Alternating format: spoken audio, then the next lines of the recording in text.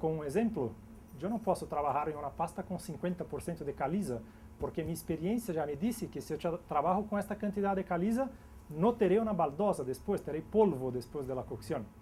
E isto provavelmente deve se passar com os produtos que vocês trabalham também. Há intervalos em que os produtos são factíveis. Então, esta primeira parte tem como objetivo identificar as respostas para essas perguntas fundamentais. Quais são as matérias-primas e em que intervalos de variações vou trabalhar e que respostas estou buscando através da mescla.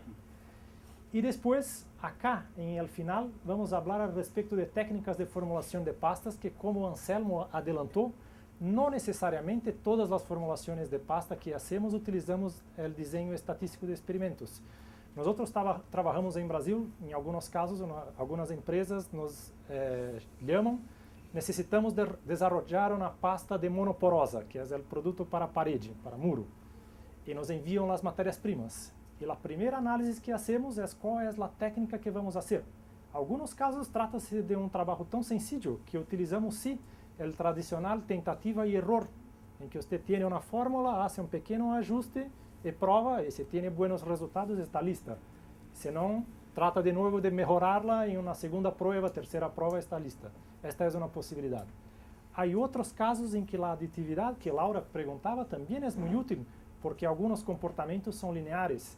E quando nós falamos de pastas de molienda seca, que são cocidas em ciclos muito curtos, usualmente de 20 minutos, com matérias-primas que não são molidas muito finas, ou seja, são pouco reativas, e nestes casos, muitas vezes, ciclos curtos, matérias-primas muito similares, com pouco grado de molienda, ou seja, há pouca interação entre as matérias-primas, o comportamento linear muitas vezes é suficiente para predizer o comportamento.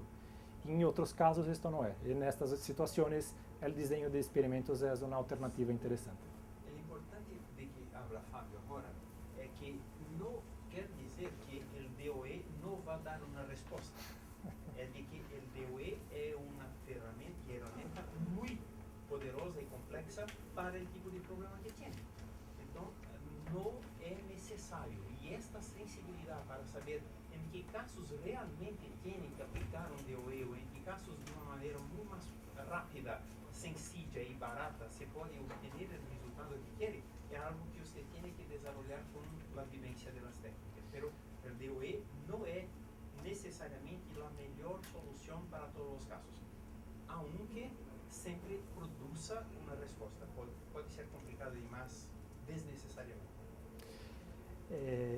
E entrando especificamente, então, em los tópicos que hablaremos do planeamento estadístico de experimentos, vamos falar de los experimentos envolvendo mezclas, los desenhos de mezclas. Isto porque não necessariamente solamente há este tipo de planeamento estadístico, há outros, como por exemplo um que é muito conhecido, que é o planeamento factorial. Não sei se vocês conhecem acá. Este é um planeamento mais conhecido que se aplica em uma série de situações e os experimentos com mesclas são casos específicos de los planeamentos estatísticos. Então, quando começarmos a falar disto, vamos defini-los para que vocês compreendam, para quem já conhece, por exemplo, o planeamento fatorial, que diferença tem quando trabalho com mesclas em relação a um planeamento fatorial. Depois, um ponto muito importante é a definição do design de los experimentos, do desenho de mesclas que haré. Muitas pessoas estudaram isto, criaram modelos específicos que são estabelecidos. Os softwares, como por exemplo Minitab, que vamos utilizar, têm isto armazenado em seu contenido, pero é muito importante este conhecimento prévio acá, especialmente nesta etapa, para a definição do design em que vamos trabalhar. E desta definição do design também sairá o número de provas que temos que fazer. E o número de provas, se não for bem planeado, pode ser com que um experimento não seja econômico, ou que não ocorra em el tempo necessário que necessitamos. Então, esta é uma etapa muito importante.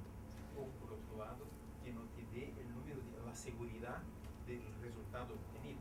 Exato. É o caso que falávamos, por exemplo, em que vamos cambiar todas as matérias-primas, cambiando de 0 hasta 100%. Además de alguns resultados não estabelecerem nenhuma relação com o produto que estamos interessados, temos um número de provas muito elevados para fazer e dessa maneira não contribuirá. Quando não se conhece absolutamente nada a respeito de um sistema, normalmente se empieza haciendo um planeamento um pouco mais aberto, ou seja, com intervalos mais amplios, para obter respostas generales. E a partir de então se vai reduzindo o intervalo de atuação, buscando os resultados dentro de intervalos menores.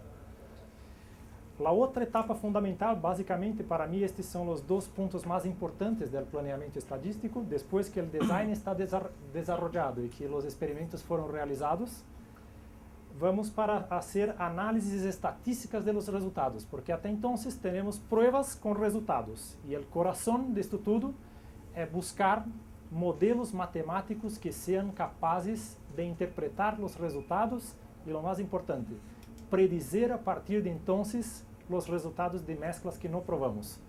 Não vamos fazer acá, por exemplo, 8 mesclas para buscar que uma destas mesclas seja a melhor para utilizar em la produção. Vamos fazer 8 para compreender o comportamento de todas as mesclas e a partir de então determinar uma nona ou uma 10ª formulação que seja melhor que as outras 8 que foram realizadas e esta sim vai à produção. Modos de expressão de los resultados. Há distintas maneiras, se pode trabalhar com representações gráficas que são muito visuais para interpretar os resultados, mas se pode trabalhar também com as equações e o software traz algumas ferramentas de otimização de comportamentos que são muito interessantes que podemos, nesta etapa do curso, fazer uma avaliação. E por último, se temos tempo para isto, podemos apresentar alguns dos resultados do que já trabalhamos com esta técnica, lembrando que nós somos ceramistas, somos engenheiros de materiais que trabalham com cerâmica e normalmente as aplicações com que trabalhamos estão relacionadas ao universo cerâmico, basicamente fritas cerâmicas, pastas cerâmicas, pigmentos cerâmicos, desfloculantes, mesclas de desfloculantes, são resultados que podem ser muito bem modelados através de desenhos de mesclas e trazer resultados muito interessantes para a produção de baldosas ou outras produções também. Então, em final, terminaríamos com exemplos a respeito do potencial da técnica a distintos tipos de aplicações. Dentro de todo esto, ¿dónde entra el tema de diseño robusto? ¿O qué experiencia o qué concepto han manejado ustedes de lo que es un diseño robusto? Sí, basicamente estaríamos trabajando neste punto, en la definición del design, en que vamos buscar la mejor, primero el diseño, porque hay distintos diseños en la literatura, cuál es el mejor para el caso en que estoy estudiando. Y segundo, basicamente a través de la definición de los intervalos de las materias primas, que yo tengo un diseño que sea robusto. Entonces, en el ejemplo que hablamos. A principal análise nesse caso, Laura, é que